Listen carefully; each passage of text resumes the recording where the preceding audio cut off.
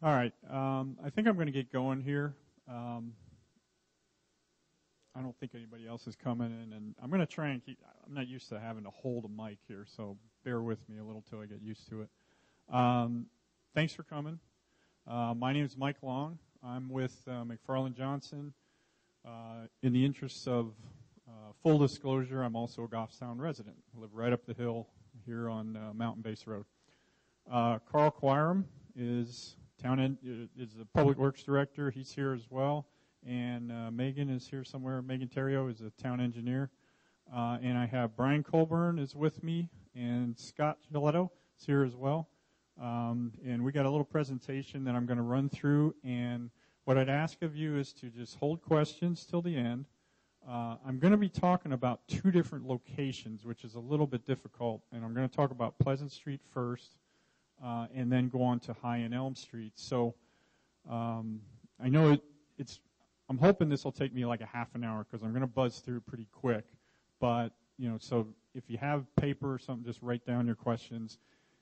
We're here to answer them, and I'll get going. So go past that one.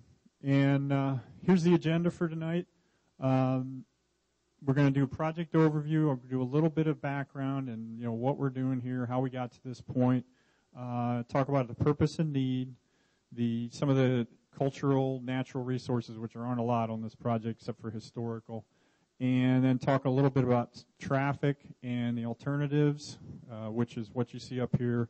And then we'll go to questions. So, first off, this is the High and Elm Street project. And just buzz right through with this one, Brian. And then Pleasant Street. So these are the aerial photos as you see here. Previous studies. There's been a number of things that have been done over the years here.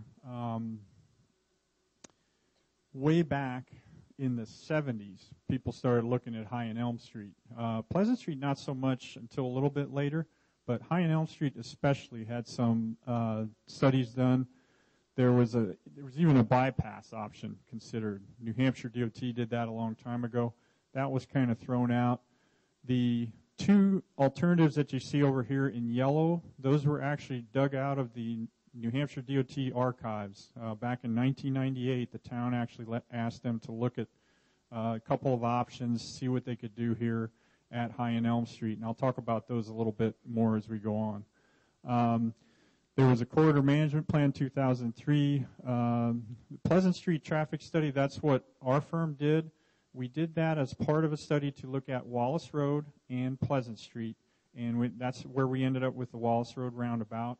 Pleasant Street was put on hold for a little bit longer. It wasn't the funds to do it. So, that's how we got it restarted here. And then the Village Planning Committee actually looked at the, Mast Road all the way through the village. And there's some good information. That's actually online. A number of these things are actually online, but that one especially is online on the town website. So you can take a look at that if you'd like. So where are we? Carl and Megan worked to get funding for Pleasant Street and actually to make some changes at High and Elm as well. Trying to take the work that we had done previously on Pleasant Street, push that forward, using a funding source called CMAQ. That's short for Congestion Mitigation and Air Quality. And what it is, it's funding that's available to try to make changes in spot locations where you can make an improvement, either to help pedestrians move. There's actually a long list of things that you can do to help a particular location. One of the big issues is air quality, although that's not such a big issue here. But in general, you can use it for a lot of different ways, and it's a pretty good funding source. The thing is, in this case, it's a competitive environment. The state actually has a process that you go through, and they actually select the best projects. And this project was selected, was actually number 2, I think, on the list that year. And so where are we? Well, we're in the conceptual design phase. That's where we are right now, and we're trying to complete that by August. Now, still, because we came up with so many alternatives, which I'll go through, there's a little bit more work to do, so we may actually miss that by a little bit. But ideally, we'll get something to final design and get it bid next spring so that we can construct next summer, and that would be the final, summer into fall. Ideally, we would be doing, especially like Pleasant Street and even High and Elm, we would want to do that when the traffic is least, which is like July and August through town here. So here's the funding. Again, this was CMAQ monies. The total funding is $819,000. That comes from New Hampshire DOT, but it is a federal. It's like a pass-through, I guess is the best way to describe it. The town actually got points for putting more money into the project, 45%. That's unusual, but you get additional credit. That helped to make the project win, that the money would come forward. And that was the split, but there's some, we can fool with that a little bit, I guess is the best way to put it. We've been working with the steering committee. We've had 3 meetings, and that steering committee is composed of the people you see here. Some of those people are here tonight, and they're going to comment, help describe what their thoughts were on the alternatives that we looked at. Okay, so just a little more background. The Pleasant Street, we had a listening session May 21st. You can see some of the major concerns that were identified. I mean, driveways, the layout, all that having to do with pedestrians is difficult to pull out, especially in the morning. So those are the issues that were identified. And then High and Elm, same types of things. I mean, I think most of you know what's going on here, so I'm not going to dwell on this, but it's pretty obvious some of the issues. And I should mention that the High and Elm Street has met signal warrants, which means there's a certain amount of cars going through there. Met warrants for a signal back in 1987, I think it was, and that's a long time without trying to solve the problem. So what's the first thing we do? Steering committee, we get together and we decide, what are we doing here? What's the point of this project? We develop what's called a purpose and need, and I'm not going to read this off to you, but basically the most important thing to understand about this is that we're trying to improve safety and traffic flow, okay? Now, those two are probably at odds a little bit in this particular location, these two locations, but that's the idea, but with a caveat. And the caveat is that we don't want to ruin the character of Goffstown. It's pretty important to everybody that we keep the village character. It's a nice town. I mean, I like living here. It's a pretty good place, and a lot of old buildings and things like that. So we want to try to preserve that as much as we can, but we still want to move traffic. We still want to make it safe. Just a little bit about environmental resources, and this isn't showing up too well, but there's the historic resources are really the only critical thing to work through here. The point of talking about this at all is the fact that as part of the federal process, we have to make sure that we look at things like wetlands, hazardous materials, historical, archaeological, a number of things like that. Noise and air, for instance. We don't want to have impacts to the environment on this project, or at least we want to minimize impacts to the environment for any project that we do under the federal regulations. So in this case, pretty simple projects, really. We're trying to maintain, in the footprint, but one of the things that's really important is especially the High and Elm Street area. That's within a historic district. That's a registered historic district identified, back in the 90s. Actually, as part of the New Hampshire DOT study, they did a lot of work to identify historic buildings within that district. And so as a group, it's a significant historical area. The library, the 2 churches, those are really significant buildings. So any project that we have to do, especially at High and Elm, has to take those things into account. And if we stay within the footprint, it's probably pretty easy to get the project permitted. And in fact, we have a meeting tomorrow morning to go before them and kind of describe what we're looking at. So I don't think it'll be an issue here unless we start relocating the library, which is one of the alternatives that you see here. Okay, traffic analysis. I'm just going to talk a little bit about this. I don't want to get all bogged down in the most important thing to say here is that there's too many cars. There's too many cars going through Goffstown. In the morning, they're coming from Ware, New Boston area. People are going to work in Manchester. There's somewhere in the order of 1,000 cars in the peak hour in that direction, in the eastbound direction. Same movements reverse in the evening. And in general, your PM peak hour is higher than your AM peak hour, almost without exception every day. That's a lot of cars for a single lane roadway. And what I'm going to show you here are these alternatives.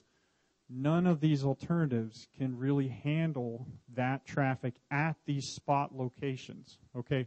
As long as those cars are just flowing along a one-lane road without intersections, cross traffic, 1,000 cars is actually pretty easily handled. They keep moving.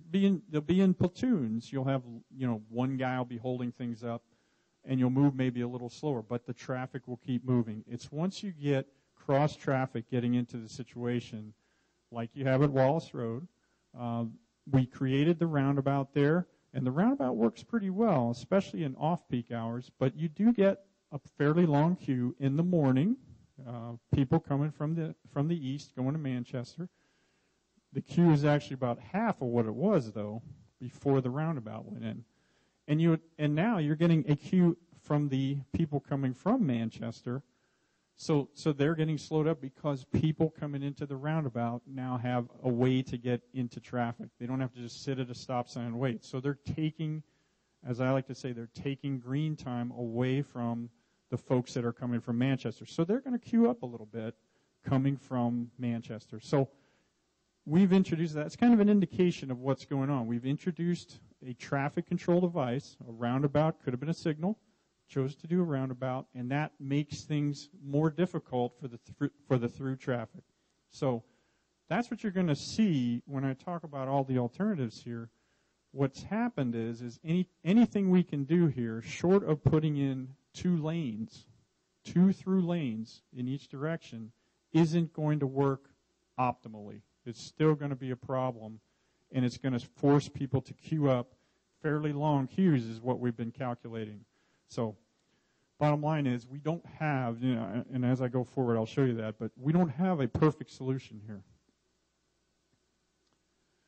Just a little bit of again, background. This is High and Elm Street. The existing is level of service F. Obviously, what we do is we take the traffic and we increase it by a percentage. In this case, we used 1%, which is a very conservative growth rate.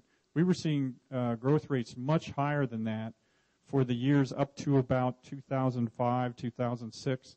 Things have tapered off quite a bit since then, and they've basically gone down a little bit, and now they're starting to rise again.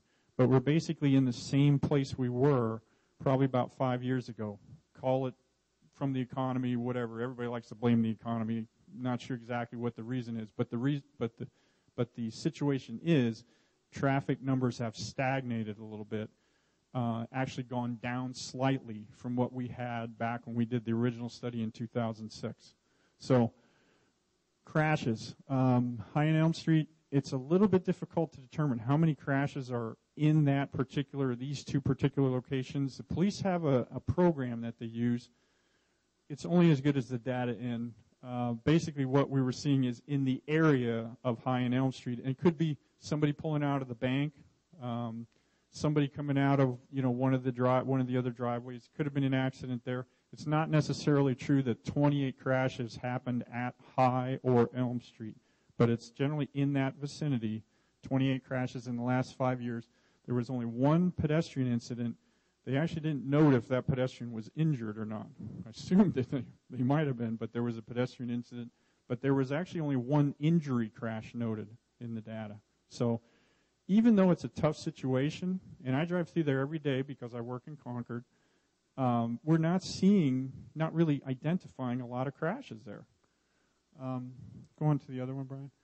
Pleasant Street, same kind of thing. Almost the exact same kind of situation. 27 crashes, 5 years. No pedestrian incidents there. one injury crash.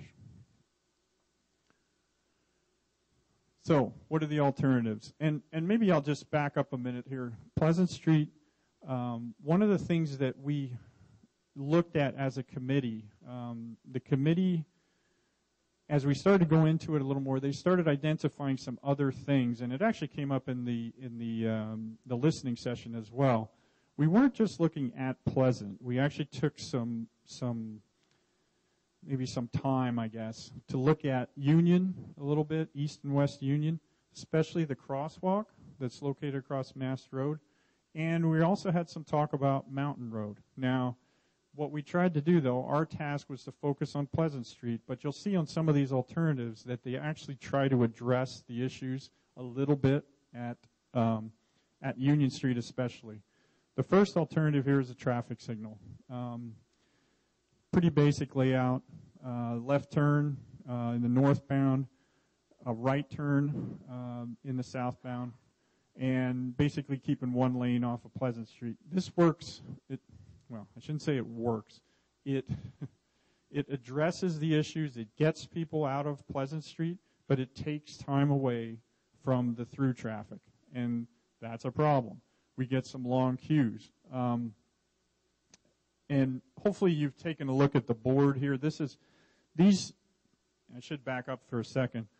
All of these figures that you see here are on the website. So you can download them as PDFs. You can take a look at them. One of the things you'll notice here, for instance, on the Pleasant Street, we have levels of service, but we also have queue lengths. And you'll see here on one of these, on the traffic signal, for instance, we get a queue of 33 cars on the southbound Main Street. And that's during the AM. So we're getting a big queue. We're letting people out of Pleasant Street because there's a lot of guys coming out there in the AM. But they're queuing up on Main Street. That's people, coming from the north and heading south. They're going to queue up because we're giving time. Again, we're giving green time to Pleasant Street folks. You can see some of the key characteristics here. One of the things that, again, we're trying to follow that purpose and need. And so, does a signal fit the character of what we want at this intersection? The committee didn't think so. And so that was identified. It does work. I mean, signals are, everybody understands them. Generally, green means go, red means stop. Basically, but you're still getting long queues just because of the volume of traffic. The next alternative we looked at, go on there, Brian, was the roundabout. And again, same kind of a situation. The roundabout, roundabouts are probably the safest intersection option that you can do. What we're finding, though, is that in the United States, people don't drive them as aggressively as maybe they should at times. It might make me sound a little funny, but the fact is roundabouts are more prevalent, have been around for a very long time in Europe, especially Britain, Australia, New Zealand. People are more used to them. As people get more accustomed to driving them, they'll probably drive them better than they do now. But at this time, based on how they are operating, and I see it down here at Wallace Road, they don't work as well as maybe they do in other countries. And so the volume of cars that we get through them probably isn't as good as it should be. And so consequently, the way we have to model it right now, we run everything through a computer model to try to get, the answer on, how well is this thing going to go. They're not working as well as we'd like them to. So does the signal work a little better in this situation? Yes. We're getting actually longer queues in our modeling with the roundabout than we are at the signal. Now, the good thing is about roundabouts is that they're very safe for pedestrians and they're really safe for cars, except that, let's go back for a minute, we weren't seeing a lot of crashes here in the first place. So are we fixing a problem that doesn't exist? Maybe. So again, looking at it, it's probably a pretty good solution, but is it the best solution for this location?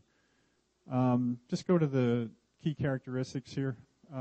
Again, just trying to talk a little bit about what we're doing. One of the things maybe I'd point out about roundabouts is that they operate once you go off peak, where you have less cars. This will operate maybe a little better than the signal.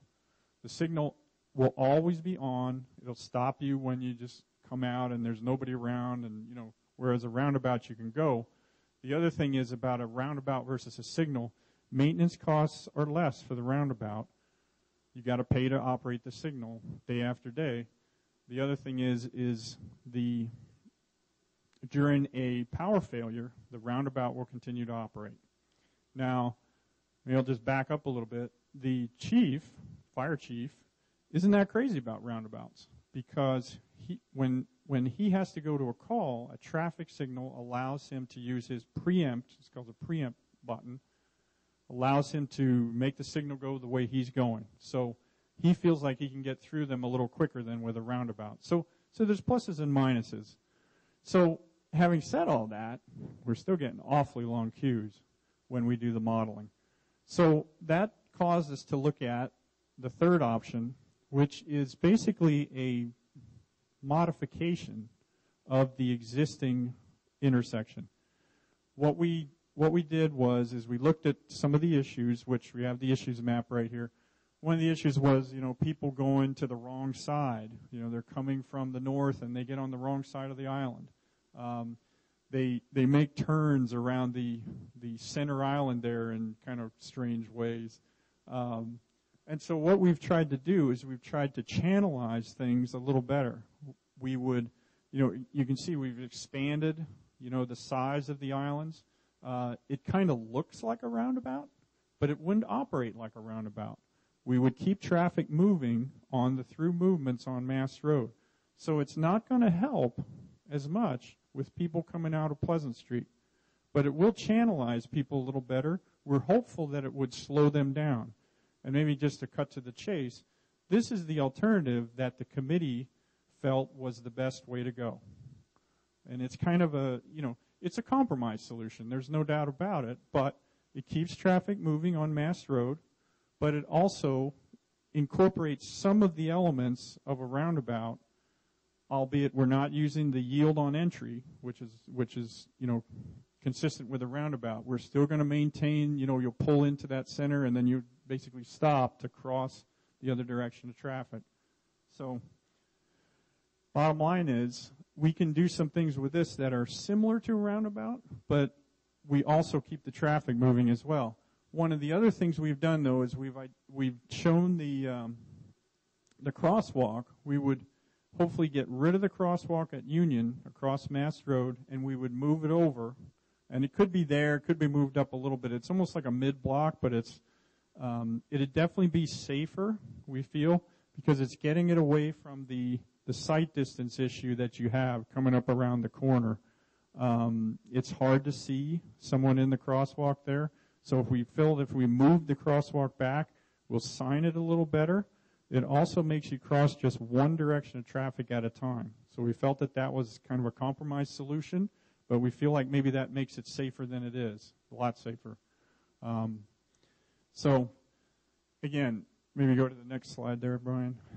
Here's some of the characteristics. Again, it's a compromise solution, but I can tell you the committee, and I'll let them speak for themselves as well, but the committee put a lot of thought into this. We tried to present all the facts and figures and things, and they felt that this would be the best solution. Even though it's not quite the best solution, it's the best solution for this location at this time.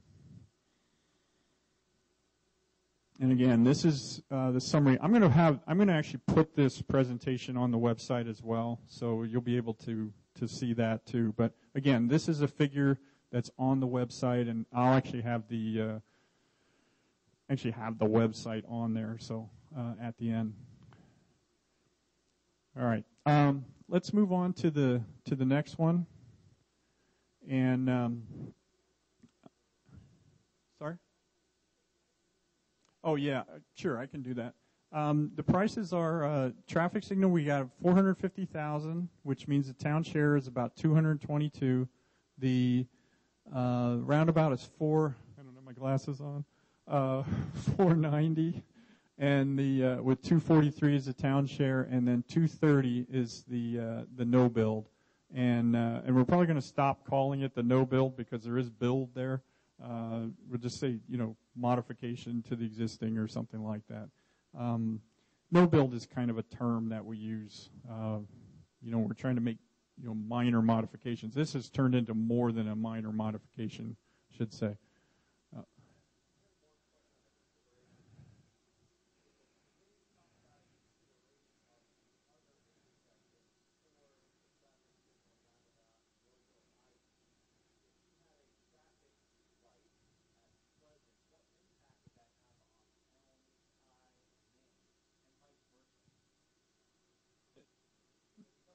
Yeah. I'd ask you to wait till the end, but I'll just answer that one real quickly. The queues are pretty long on any of the roundabout or signal options. Do they back up clear to the other intersection?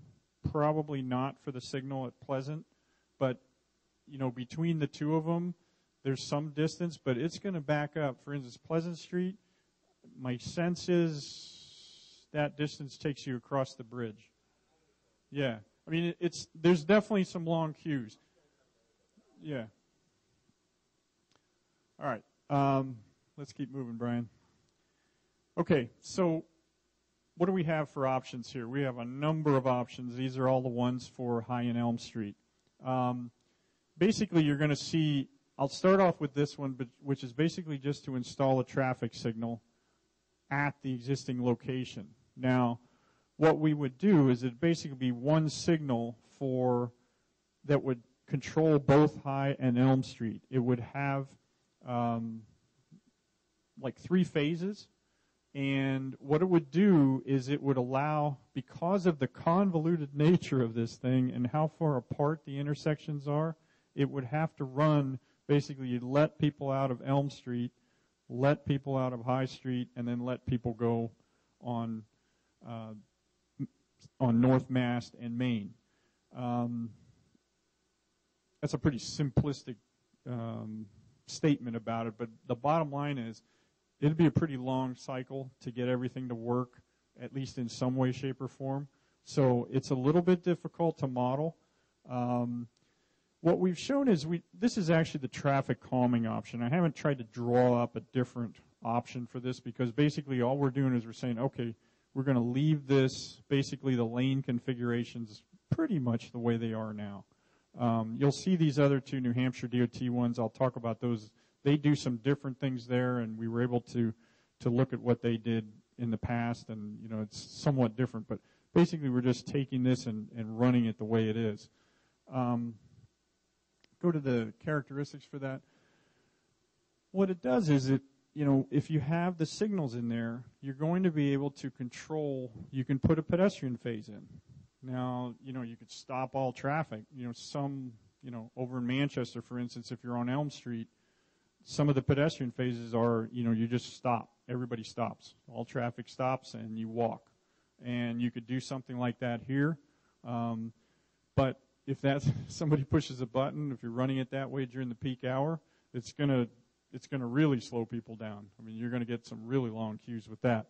The bottom line is, though, with a signal, you have a way to push the button and cross, regardless of how you run it, whether it's concurrent with, a movement, a vehicle movement or whatever. But you can do that with a signal. So that's kind of cool. But once again, the committee felt that a signal didn't really fit within the context of the historic district of Goffstown. So this is a I don't want to even call it a reasonable alternative. You're going to get long queues with this one as well. That's what you're going to see with all of these. I keep saying that, but the bottom line is there's too many cars on Mast Road. You have the added wrinkle, though. There's a lot of people in the PM that are coming out of Elm Street. There's almost 500 cars coming out of Elm Street. Almost half the volume that you're seeing on North Mast and Main is also coming out of Elm Street. So that's a lot of volume. So we looked at roundabouts. And I know a lot of people chuckled when they first saw this one because, we basically put the roundabout right on top of the library. The idea would be that the library would be relocated. We actually have two alternatives. Go to the next one, Brian. We have an oval, some people say oval about, and then go back to the other one. And this is a roundabout with bypass lanes. Again, because of the heavy volumes we have, they don't work. They'll work in the off-peak, but when you get to the peak hours, you'll get very long queues. A single lane roundabout just doesn't have enough volume. Even by the rules of thumb, we wrestled with this quite a bit, trying to find a way to get these things to work. There's some general rules of thumb about how much volume you have on roundabouts or can have. It all comes down to conflicting movements, and if you have too much conflict between the movements, they just don't work very well. And that's what we have here. There's just too much volume on North Mast and Main. So what we did, though, is we looked at this and said, well, okay, if we were going to do something, what would it look like? And these were the options that we came up with. And one thing we tried to do is with this option is we took a look at what land was available, and we realized that the library has land. There's talk about, expanding the library. We thought this would be an opportunity to maybe do that. And so we just, again, it's what I like to call a crayon. It's not necessarily what we would do. The committee thought that we should take a look at it, so we did. Go to the next one, Brian, and there's the oval about, basically the same thing. You would have some other impacts. You can see where the popcorn stand is. That's, would have to be relocated. And we even get into the bank parking lot a little bit with this one. And then, again, just the same kind of, here's what's going on. And this is also the highest cost alternative by a long shot because of the relocation of the library. So go to the next one, Brian. Okay, back to the traffic calming. This is actually the alternative that the committee chose as the best of all the options. Now, is it the best solution for all time? Probably not, but it addresses some of the issues, okay? It gives, you can see the crosswalks become shorter. One of the things that we have a problem with down here, and again, just from driving it, there's a lot of near misses, I think, with pedestrians down here. I think we've been lucky to only have one, pedestrian crash that was identified. It's hard to cross here. And one of the things that we tried to do with this is look for ways to put some islands in, shorten up the crosswalks, give a little bit of refuge. Now, here's kind of the compromise. The islands that you see there would be raised slightly. They'd be kind of like the aprons that you see out here at the roundabouts. Those are raised about 1.5 inches. Now, that's not a whole lot of protection. I'll tell you for a fact, though, that the traffic islands that you see where you have a curb, a 6-inch curb, those aren't all that much protection either. I mean, they feel safer. I know I've walked in a lot of, been out on a lot of roads and feels a little bit safer, but in reality, the car actually, is out of control or whatever. It's not a whole lot of protection. But what this does, even with just a little bit of raise, and what we're looking at here is maybe we would delineate the crosswalk somehow. We could do some kind of, colored concrete or some other treatment to make it very clear to the drivers, that this is a crosswalk and that you've got to be aware. We're hopeful also, what we've tried to do with this is we've tried to narrow up the whole roadway, provide some sidewalks on each side, make it so it feels more confined. What we found, in general, if you confine the driver a little bit, you make the driver feel like he's confined, he's going to slow down.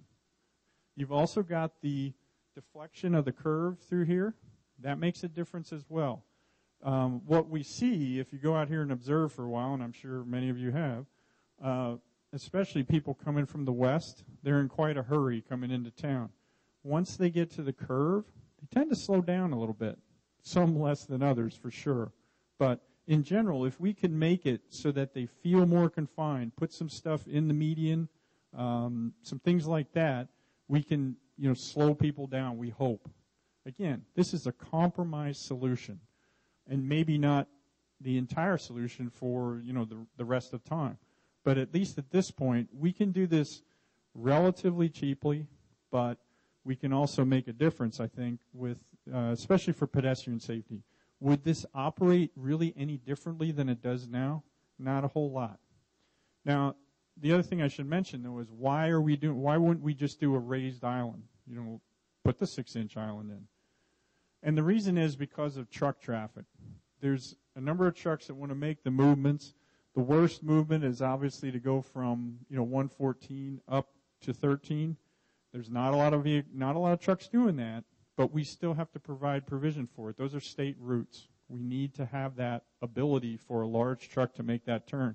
And you'd be amazed how large the radius is for some of these trucks. We also need to have them be able to make the move from 114 onto Elm Street, Goffstown Back Road. So there's movements there that have to happen. It'd be nice if we could raise those islands, be a little bit more refuge for pedestrians. But if we're going to maintain traffic for trucks without impacting the other properties, the library property, the houses on the southeast there or southwest, we only have so much room. We're trying to keep things tight. It's almost like we're working at cross purposes, trying to make it tight so we slow people down. But on the other hand, we got to have trucks getting through. So it's a compromise solution. And, here's, again, key characteristics. One thing I should mention is we've actually shown a little something there with the Sully's parking lot. Another way sometimes to slow people down, plus the way the Sully's lot is right in front of the building, it's kind of a free-for-all.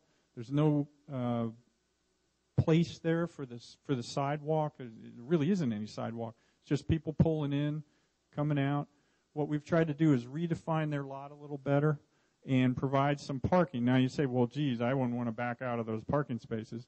And I guess I would be a little, gun shy of that as well. But the fact is, once people get to know that people would be parking there, it'd probably slow them down coming around the corner, especially going to the west. When stuff is happening, people get used to it. Now, would there be some accidents because of that? Might be. But it does make things a little bit safer at Sully's, I think, overall. And, you can debate that a little bit for sure. But it definitely would clean things up in front of there. It is a little difficult at times. People are kind of going willy-nilly. And again, this was the selection of the steering committee. Go on, Brian. I just want to touch on some of the other options we looked at. We kind of looked everywhere for a good solution here. So I'm going to go through these fairly quickly because I want to kind of wrap this up. This was a mini roundabout solution. Minis are in use, especially in England. I actually went to a nice seminar on minis out in Indiana. They use them quite a bit out there. People are used to them. It's amazing when you watch videos of these things. If you want to go online, there's plenty of mini roundabout videos online. But bottom line is, this would be just like Wallace Road, except they're smaller. They're much smaller in diameter. The inner portions there, where you see it's kind of black on the screen there, that would all be cobbled, just like the truck apron out here at Wallace Road. The entire, roundabout center would be cobbled, and that's to allow large trucks to just turn right over that thing. So, because this wasn't selected, if you want to talk to me about minis, you can talk to me afterwards, but I'm not going to go into a lot of detail. I actually like this solution. I'd love to be able to try it, but I just can't say that it's even close to working because of the volumes that we have. And what it does, though, is as you can see, is it minimizes impacts, and that's why people use minis. The other reason I'm a little reluctant to go this way is because there's only about a dozen of these in the United States at this time. People aren't used to them. So you can see some of the basically pluses and minuses there. And let's go on to the next one. This was the option, or one of the options that was identified as part of the village study. And this was to look at basically a normal size roundabout and reconfiguration of Elm Street. The key element of this one is that people coming out of Elm Street, whether you're going left or right, would go to the west and use the roundabout to reverse direction.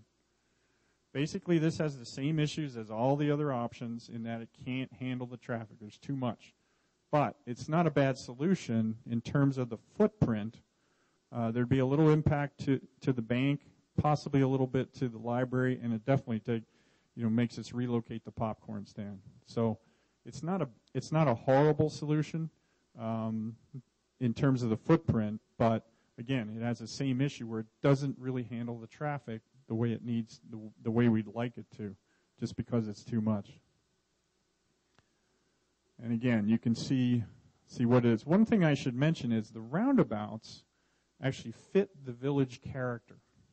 I mean, that's something that they really do well, because you'd have these green areas and sidewalks and so forth. That's kind of cool. But again, if it's not moving the traffic the way we want to, that's not a good thing.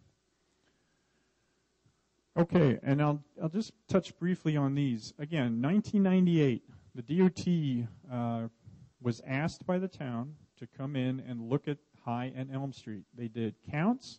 They did, looked at the right-of-way. I mean, they actually did a lot of work on the historical resources and, did a lot of nice work.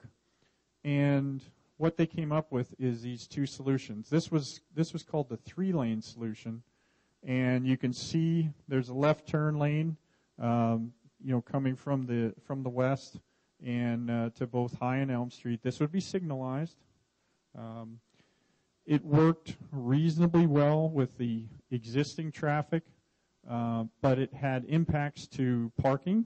I should mention that a number of the options have various impacts to parking. The minis less so, the big roundabouts more so.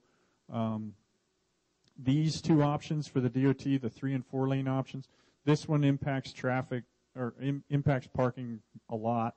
The other one basically wipes out all the parking with the 4-lane option. But you can see that what's going on here. You've got left and right turns out of Pleasant and Elm.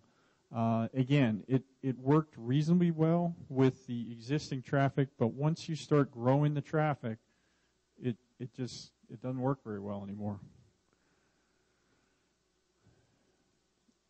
And the big issue, and this is why it was never pursued, is once the town saw what the impacts would be from these 3- and 4-lane options, they said, no, this isn't what we want our town to look like. And so they said, thank you very much, appreciate your efforts, and we'll have to think about this some more. And that's why it stopped at that time. Again, the 4-lane option, even more impacts. You can see what maybe you didn't notice there was some shoulders on the 3-lane option. On this option, there's basically no shoulders. You're running the traffic right up against the curb line in both directions. One thing I should mention with any traffic signal option, because of the nature of the intersections where they're spread apart, it would probably be somewhat easy to get vehicles trapped in here. Now, that may be a little hard to visualize, but the bottom line is you have to leave time. Basically, you would leave all red time once you shut this down. In other words, you'd have people running the signal, and maybe they don't run it that quickly, and so then they get out in here and they say, well, should I keep going or should I stop? Or, so with a signal like this where it's split where the heads are by that much distance, you can tend to get some issues, and that's one of the reasons that the signal isn't all that great an option either. And again, here's the alternatives, and as before, I'll try to read them off here. In fact, I'll use this thing. The traffic signal, we came up with a price of about $380,000, and that's without any additional lanes. The Single roundabout, we had $1.1 million, and that included an estimate, and it's just an estimate, of the cost to relocate the library. The traffic calming option, we got about $150,000 for the construction costs. Actually, I should read the total. $165 is, with inspection and so forth. That would have a town share of about $74,000 with the 45%. The mini roundabouts is about $670. It's about the same for the roundabout where we just have High Street. It'd be that one right there. Just a single roundabout at High. And then the New Hampshire DOT 3 and 4 lane, they had actually had some decent numbers on those from before. We kind of escalated a little bit for inflation over the years. And those would, come in at $780 and about $840. So those are the prices that we have. Now, some of those are much higher than the amount that we have budgeted. So that's a consideration as well. And I should mention that this comes through a program called the Municipally Managed Program in New Hampshire DOT. It's called LPA, which I can't remember the acronym exactly. But the bottom line is they have found money at times when your project goes over. You have to go talk to them and, talk it through. But no guarantees. And especially in this political climate, we've had trouble passing a gas tax. So they got rid of the $45, registration fee and so forth. Some of that money paid for municipal projects. And so there's not that much is available, or not as much as before. So that's been an issue as well. So let's go to the next one, Brian. Okay, so when we had the committee meetings, we said, well, okay, none of these options is really optimum. Is there something else we can do? And we have we gave Carl a scope of work and a fee that was based on that and so forth. Well, we were probably already outside the boundaries of our scope here. But one of the things that came up as part of the committee meetings was, what about a one-way loop? And I know this was mentioned in the union leader, so I'll just speak to it a little bit. And Carl might want to say a little bit more, but basically it would take South Mast Road and Main Street and make that a two-lane roadway in one direction. You would basically take that and run that to the west. And then somehow you would find a way to bring the eastbound traffic, and you would probably come out at Depot Street. How you would get there is, anyone's guess. There's a number of ways you could maybe do that. But you would basically run that through. That's not within our current scope, but we're going to actually go with Carl to talk to New Hampshire DOT and see if we can maybe get a little bit of money to look at that, or at least get permission even, because that's outside the scope of what was presented to the CMAQ committee, the people that choose, which projects to go forward. So I don't know if you want to add anything to that, Carl, or not.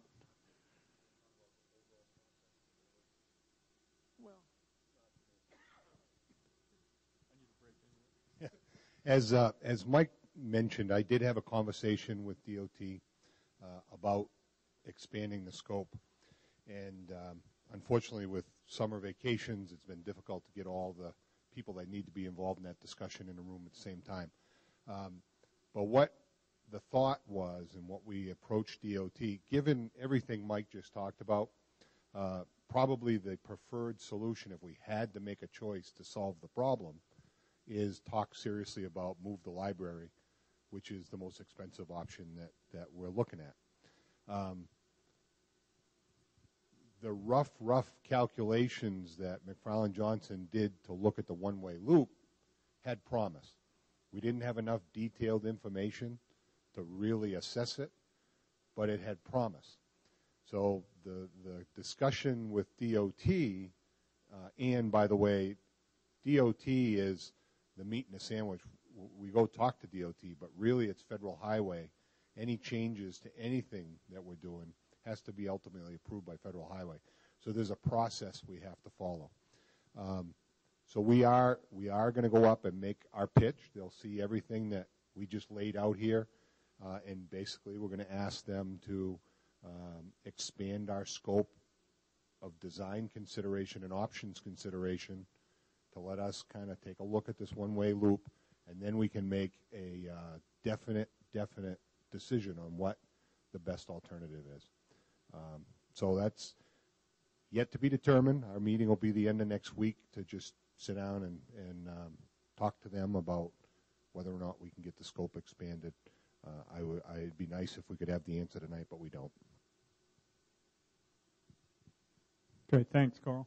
Let me go to the next one, Brian.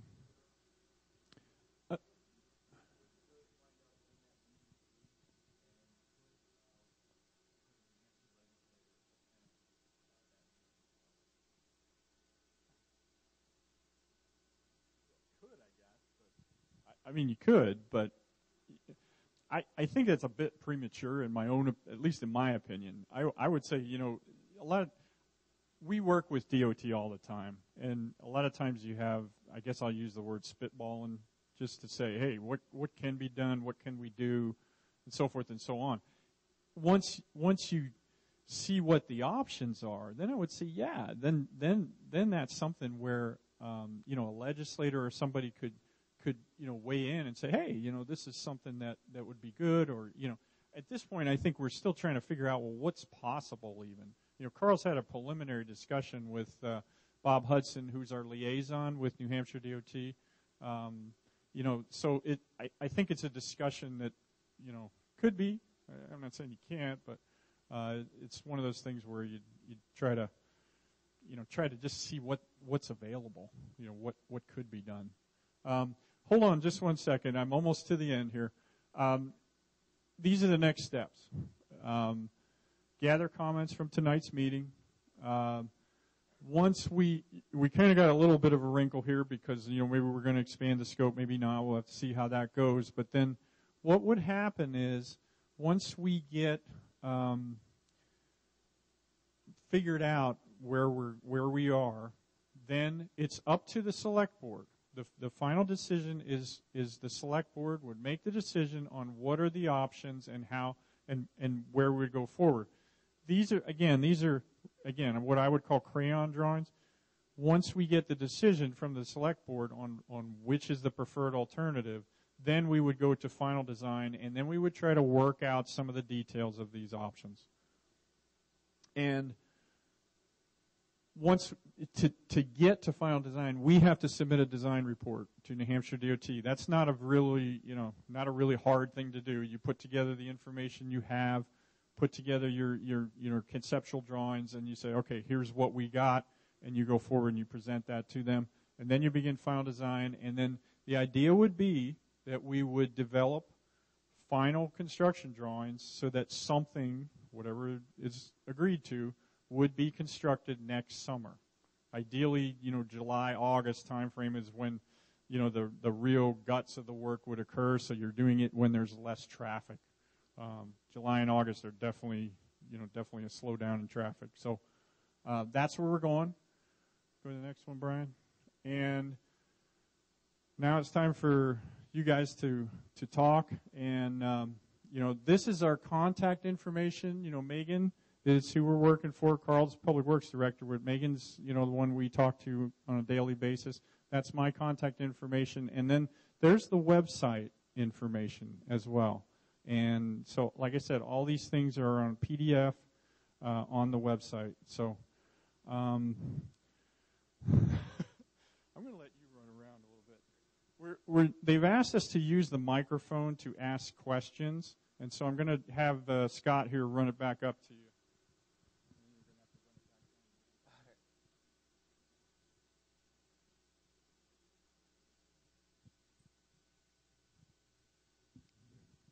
My name's Russ Laureate. Live on 12 Elm Street. Lived in this town now for 64 years. Lived on Elm Street for the past 35. And I think the one-way loop deal is kind of ridiculous. I think a traffic light is the main option that the town should put there. The aesthetic of the town has changed over the years. As far as historic look, when they tore the park, common apart, ripped out all the trees, they ruined the town there. Putting up the new Cumberland Farms gas station isn't historic looking. Ace Hardware is not a historic looking building. It's 2013. I think it's time we have a traffic light there. Take a look, go over on Hughes Road, look at that intersection there with Weston Road, Mooresville Road, and Hughes Road. There's quite a distance in between there like what we got. Traffic works fine there during school rush hour and everything else. And during the non-rush hour at nighttime, you wouldn't have to have the lights work, and you could have them take and go for yellow for the 114 and Main Street and red for the Elm Street and High. And I think, take out part of the bricks there along the park where the cars park and those bump outs that we didn't ask for. We had asked for a traffic light years ago by the voters, and we got the bump outs. You could have a right-hand turn going from Mast Road down onto Elm Street. And on the other side of the street there where the beauty shop is and Pachucci's painting studio is, get rid of that bump out, and the cars be able to flow through there easy, too. But to take and widen the streets and everything else, you're going to just ruin more of the town's look. One traffic light sure in the heck isn't going to ruin this town. I mean, Penoble's got one at every intersection you come to. And one here in town sure isn't going to hurt it. Take and make the traffic flow a lot easier, and people get out at the corner a lot better than what they do now. That's all I got to say. Thank you.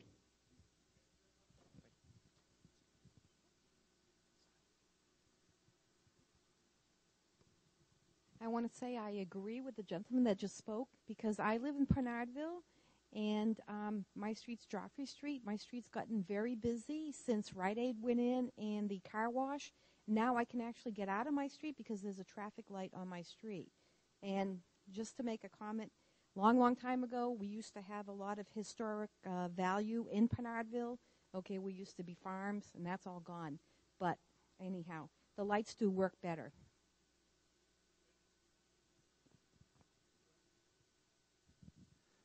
Hi, Mike. I had a question about the impacts of signalization, not in the areas that you're talking about.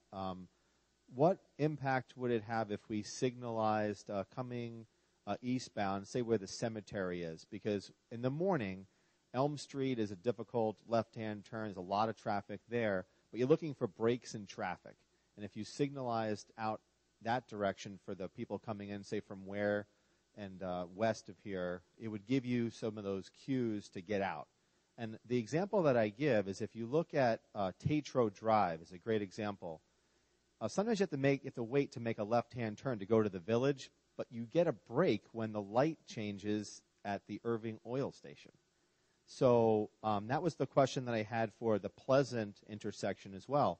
If you signalized out by the say the cemetery where that mobile station is for that traffic, and even if it queued up 30 cars, it's in front of the cemetery. It's not going to really be bothering many people. And then if you did signalize that Pleasant Street intersection, you're going to give the opportunity through queuing, and gaps, I should say, the gaps to allow these movements, which don't exist now because the traffic is coming constantly. So did you factor that into the equation? One, signals outside of, say, the area that we're talking about, and two, on the Pleasant Street one, if there was a signal there, what impact would that have on Elm, Main, and High?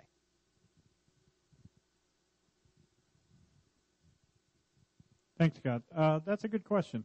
The first thing I'd say, though, is we're really not allowed to put a signal in. What you're actually talking about is something akin to ramp metering, which is, I won't go into some long discussion, but basically there's some places, and it hasn't been that prevalent in the Northeast, but they've used it. For instance, there's a lot of these out west, Denver, Phoenix, and so forth. The interstate cannot be expanded. And so what they do is they put a signal on the ramp as you get to the entrance to the ramp, and they say, okay, you can't go. They just put a put a stoplight there. And basically the signal works as a meter to allow traffic to get onto the interstate at a slower rate. That's kind of what you're talking about a little bit, because you're saying it's just as you said. There's a lot of people, for instance, in the morning, they're coming in there. If you were to put a signal out at the west end of town, you would definitely create gaps, would allow people to get into traffic, because you would platoon, you would control the traffic coming from the west. One of the things to keep in mind, though, is we are not allowed to put a traffic signal in. According to something called the Manual of Uniform Traffic Control Devices, it's a guide. Everything that we work under is a guide. There aren't any regulations for traffic, but there are generally accepted practices that as engineers we have to follow. And one of those is warrants for a traffic signal. And there's a number of ways you can get a warrant: excessive volumes, excessive turning movements, things like that. I don't think we would have enough volume on any of the cross streets leading up to High Street to allow us to put a signal in for that reason. There's other reasons that you could put a signal in, like a safety issue or something like that.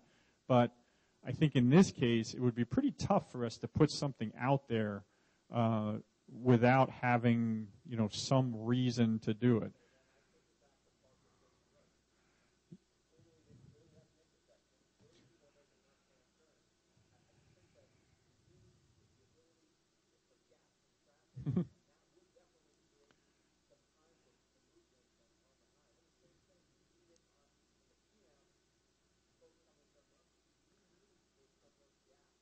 Yeah, maybe to address the second part of your question, if we put a signal at Pleasant Street, would it create gaps at High and Elm Street? Yeah, it would. Would it create enough of a gap to allow the traffic to move? I don't know. I guess the short answer is no. We didn't try to predict what a traffic signal at Pleasant would do to High and Elm. It probably wouldn't be that hard to do. We could change a couple of things in the way we modeled High and Elm. My sense is that it would make some difference, but it wouldn't make enough difference. But I can't answer that question directly right now. I can, talk to Carl and Megan. Maybe we can work that into it somehow. But it's a good question, a reasonable question. Anyone else?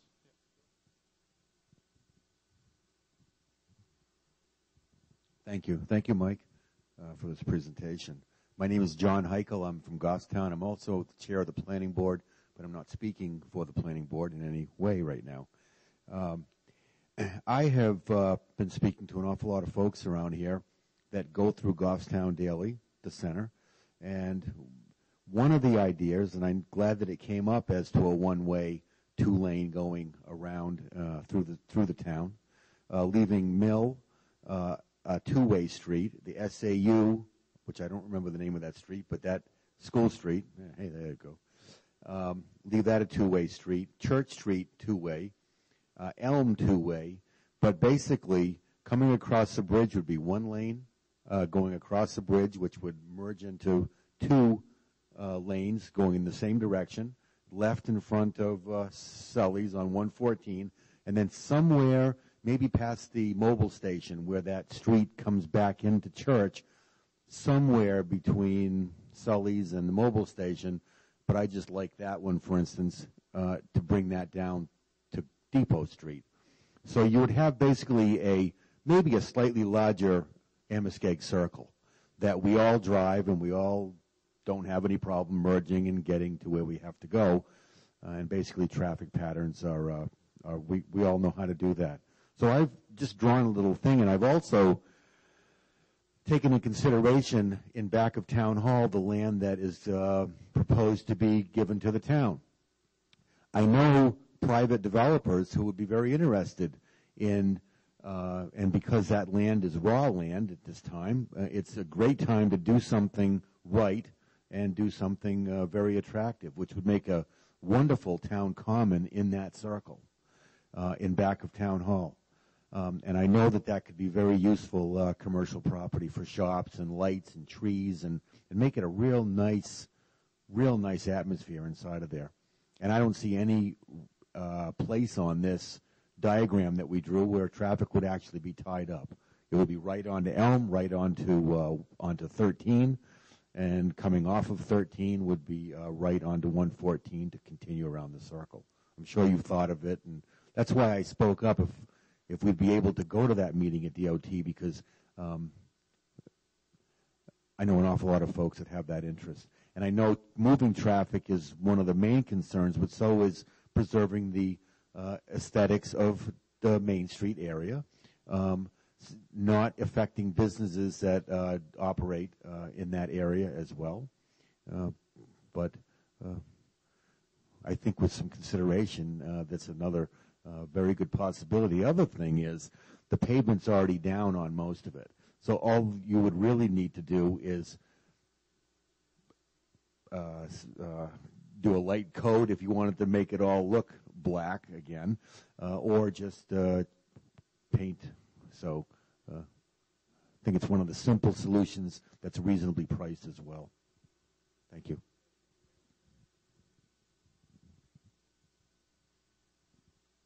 Thank you. I'm Robbie Grady with the Goffstown Main Street Program, and I'd like just to reflect that there are many studies out there that indicate that one-way traffic in downtowns, particularly historic downtowns, has been proven time after time to be detrimental not only to the businesses along that route, but also to pedestrian traffic, because when you have one-way traffic and a two-lane setting such as Main Street would be, people tend to speed up instead of slowing traffic down and giving pedestrians a chance. People tend to go faster. And since our number one goal should always be safety, one-way traffic, again, study after study after study has shown not the best choice. There are many cities and towns across the country that are in the process of it at great expense converting their one-way systems back into two-way. So it may sound like it's a good alternative, but I think if we look at the data from across the country, we'll see that it may not be the best solution for us. Thank you.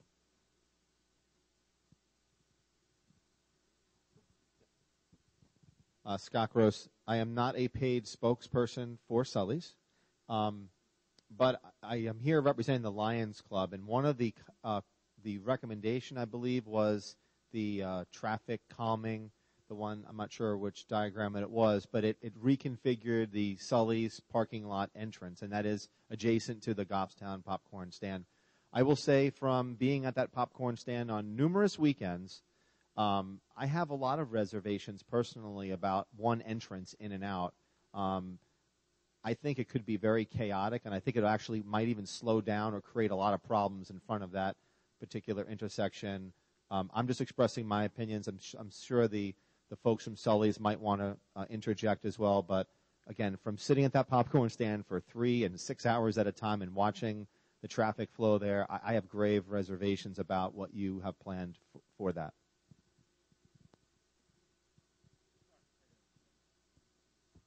Yeah, thanks, Scott. I would just point to, this is whatever we do here, I'm more concerned about what we're doing here at the intersections. This, what we showed at Sully's was we have not had discussions with them at this point. To me, that's a final design detail that we would try to work out to get something. One of the problems is if you leave this entrance in here, one of the things we actually showed, we thought about showing, but we took it off for tonight, was actually just show a right in right here, and just a directional drive. You could work out the design details. That's what we would do as we move forward. So, is there anyone else that would like to speak? Okay.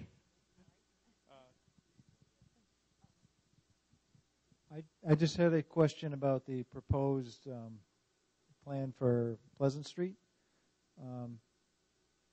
the no build, is there still a provision for a left-hand turn lane going onto Pleasant Street with a bypass on the right, or is it going to be funneled down into one lane?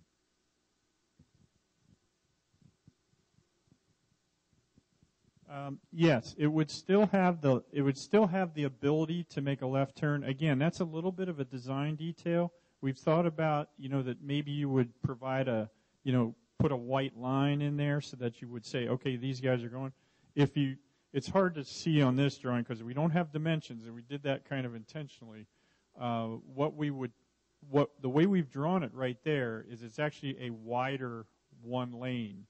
So realistically, the way we have it drawn there, you could set 2 cars in there pretty easily. So somebody can bypass. If you get more than 1 or 2 cars that are queuing to cross, the southbound traffic, they could queue up and you could still bypass them on the right-hand side. So again, a design detail that we would work out, but yes, the idea would not be to just funnel it to one lane, although maybe from a safety aspect, the best thing we could do is narrow that up, because that slows people down.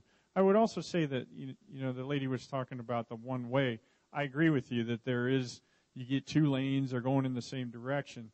One of the things I think that you would try to do if you went with the one-way alternative is you would look at doing things like bump outs, things like that, crosswalks that are very, noticeable, trying to get people to slow down through there. And that's something that you could, everything we do is a compromise. And so, we try to find the best solution. So, you wanted to go. Is there anybody that hasn't gone that would like to speak? David? Yeah. Thank you, Mike. Dave Pierce. I live on Mill Street in the Village. 2 comments. First, you looked at the single roundabout at the intersection of High, Mast, and Main, and you started with the premise that the parcel that the library on is available. And then you said, could a proper size roundabout fit? Well, yes, you showed that it would. I'd like the design options to also look at the diagonal parcels across from the library. Were the 2 parcels, it's a 2-story resident and a 3-story commercial resident building, if those 2 parcels were available, would a proper size roundabout fit? And I maintain that should be one of the options that is documented in this study. The second comment, and I'll hand the mic back. On many of these where you have a stop line for traffic exiting Elm Street, the stop line is considerably away from the center of the road that they're merging into. And if people are faithful to where that stop line is, they have to wait for a longer gap of traffic to cross the traffic flow. And in peak hours, that longer gap is not available. My comment comes down to the fact of, could the stop line be closer to the lane that they're, closer to the road that they're merging into? Yes. 2 comments. Thank you.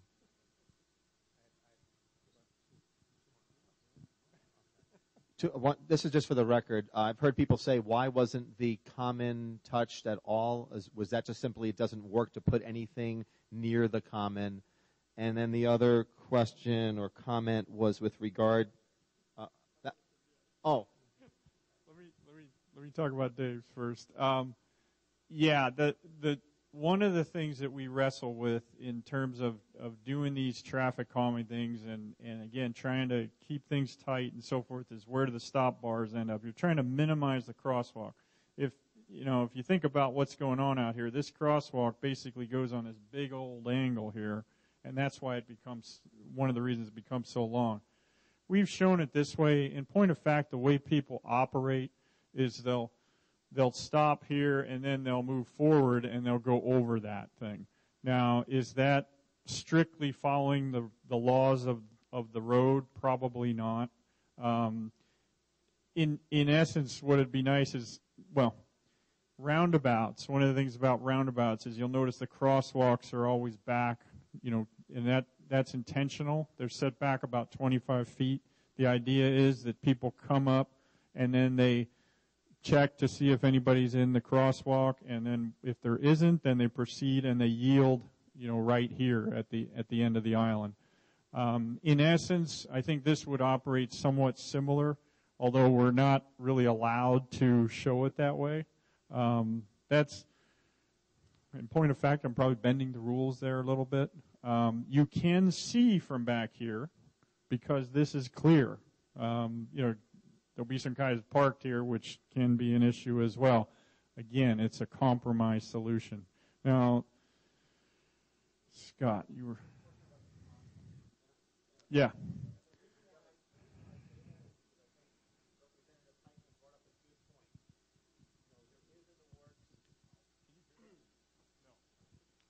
I was saying Representative Heichel brought up a very good point. Looking in a vacuum and not knowing that there is a donation in the works of land behind Town Hall, a substantial donation of a very good property. If we didn't have that and that wasn't on the horizon, then certainly looking at taking part of the common might be viewed negatively. But as Representative Heichel said, and I happen to agree with him, I think we have to look at everything in its totality. And, is it possible that if the common was used, that we could just simply relocate the common to maybe a much nicer common behind Town Hall? And then my other comment, again, which addresses what this woman had stated, and Russ as well, is there are folks in Bernardville, I guess, who are very sensitive to the fact that a light does not reflect the village character, because every time we turn around, we put another light, in Bernardville.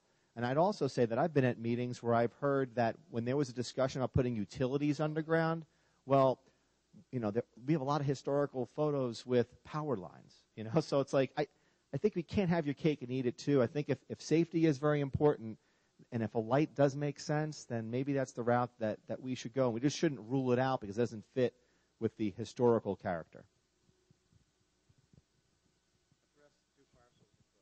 Yeah, no, I'm trying to keep them in my head. All right. Well, I'll tell you what, Dave. I'll back up to yours. Let me just go to Scott's first.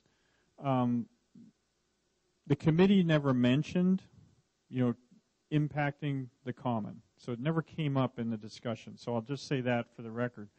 From our standpoint, I wasn't crazy about going after the library, for one thing, because it's a historic building. I'd have the same concern about going into the common. You've got the statue there. There's definitely a historical nature to the common. We're going to have to wrestle. Anything we do down here has to, again, we're going before the historical resources.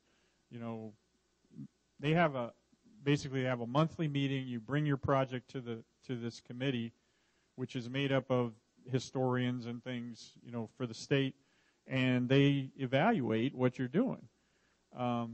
If we were to be able to relocate the library, make it better than it was, we create a roundabout, something that's park-like, so forth and so on.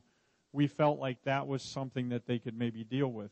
If we go in here and we take this and reconfigure the common in totality or some other way, how would they view that? It's anyone's guess at this point. So, I think it never came up, so we didn't go there. We tried to stay away from it,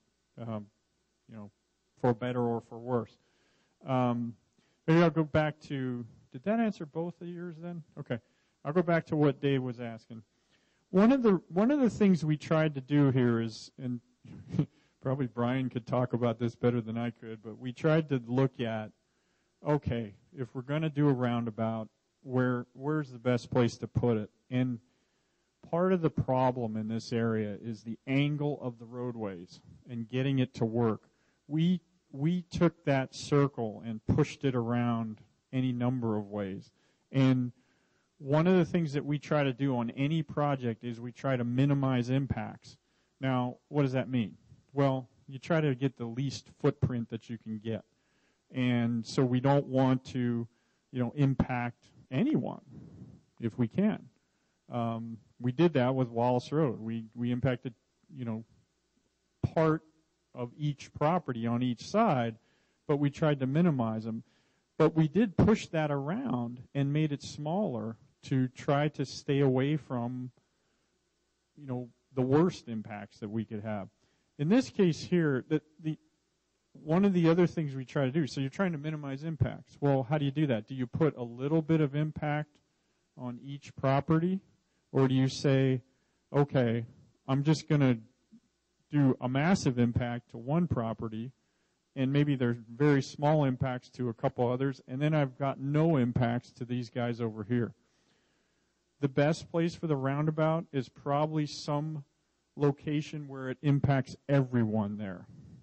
And that doesn't make sense from the standpoint of we have to then deal with a number of entities. And it's always worse. The more people you get involved in it, the more chance you have that you'll run into some owner that is just doesn't want to deal with you at all. And the town has had a reluctance in the past to go to what's called eminent domain when you have a really, for lack of a better term, an ornery owner. And, it's their property. Why should we affect it? I mean, you can talk about public good and all that kind of thing, but in reality, what this town has done, and I commend them for it, is to try to get projects done with a minimum impact and trying to do it with what is known as a, I'm looking for the right word. What's the word?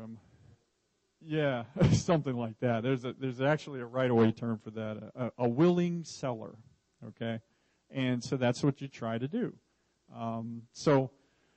Did we look at pulling this over? Yes, we did that. And we just felt like, we couldn't get the right solution once we pulled it over there and still stay off of the library. And so we felt like, okay, well, what if we shove it this way? And so we took the thing and moved all over the place. So the best solution is actually one that gets everybody. So, okay. I just wanted to say that it seems a shame to be spending all this money on paperwork, because when Bernardville needs a traffic solution, we put up a light, okay? And we don't have to spend maybe $400,000 on paperwork. I mean, it's a simple solution. It works. Okay, everybody takes their turn. I stop, someone else goes. If there's a pedestrian that wants to cross, they can cross. Are we doing all this because we want to please the Historical Society? It doesn't make sense. That's all what I want to say. Thank you.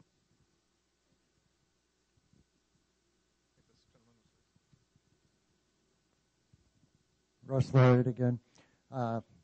Maybe the people here misunderstood me when I said taking part of the common. When I said that, I meant the bump out and maybe a few of the bricks along the edge, not a big chunk of the common. Just a foot or so to give a little more of a turning lane, get rid of the parking along in front of it, so you'd have a right-hand turn. I lost the parking on Elm Street in front of my house. It used to be parking on that side. We lost that years ago. So, I mean, there's parking at the laundromat. There's public parking there. There's public parking over at the SAU building. So, I mean, there's only 3 parking places there. So to eliminate those 3 places surely wouldn't hurt to take those away to make a turning lane for the cars to make a right-hand turn for a traffic light in that intersection. That's all. Thank you.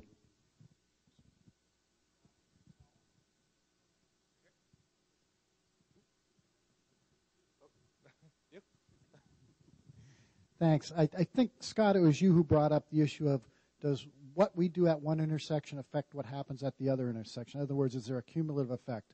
The committee certainly looked at that. And I believe, Mike, what we came up with, I may not have confirmed these numbers for me. If there was a light to be installed basically at East and West Union Street, the queue, I believe, was somewhere around 38 or 40 cars in the AM peak hour. So if you can imagine 33 cars backed up from a light at East Union Street, it would go down the hill, across the bridge, onto Main Street, and any gap that may result as that would quickly compress and wouldn't result in anything, which is why the committee chose what you call no build. It's actually a build option to allow that traffic to keep moving through town and keep it moving along so that we don't get those long backups. So I just wanted to address that comment, Scott.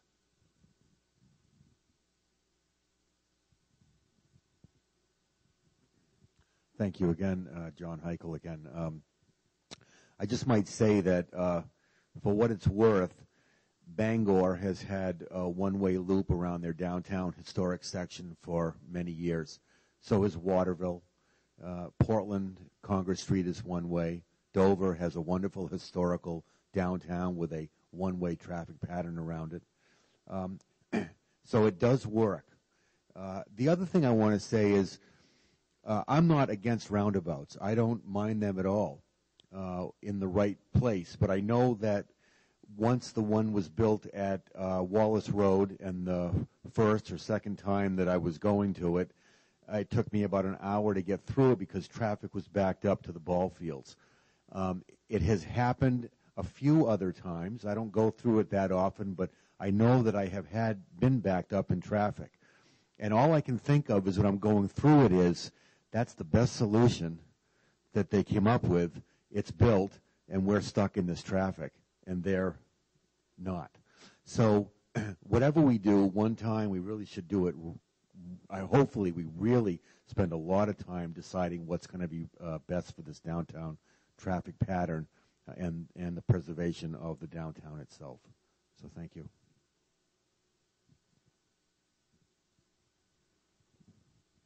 Cynthia Bovier, Main Street. I was on the committee. With regards to the common, it doesn't solve the intersection. It would solve one of them as the roundabout that was at the end of High Street. We were looking at the whole intersection, and therefore going back to the state and federal to expand it, everything that we're talking about, we weren't able to do it because it was outside the limits of what we were looking at. That was the difficulty with the High Street, Elm Street intersection. So I think there's been a lot of very good comments here, and that is the whole thing of perhaps going back and looking further, because you need to look a little more globally than locally with regards to what can we do and what can happen. With regards to the private homes, it's a heck of a lot easier to impact public buildings and public groups than it is privately held properties, especially structures.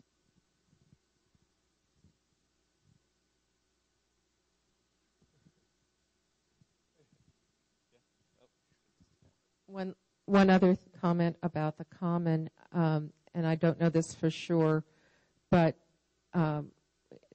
Mike, at the onset, you showed a slide of historical structures that had been named back in the 1998 study. Since then, there's been a nomination accepted for the National Historic District that has expanded the number of structures in that area that are eligible for the register. And so that also has to be taken into consideration on any of the federal projects. But the common itself, and I may be wrong on this, and so Dan and Dave, you might have to correct me, but I believe that was deeded to the town for the express use as a common. And any changes to that would be, I think, something you'd have to look very, very carefully at that. Yeah.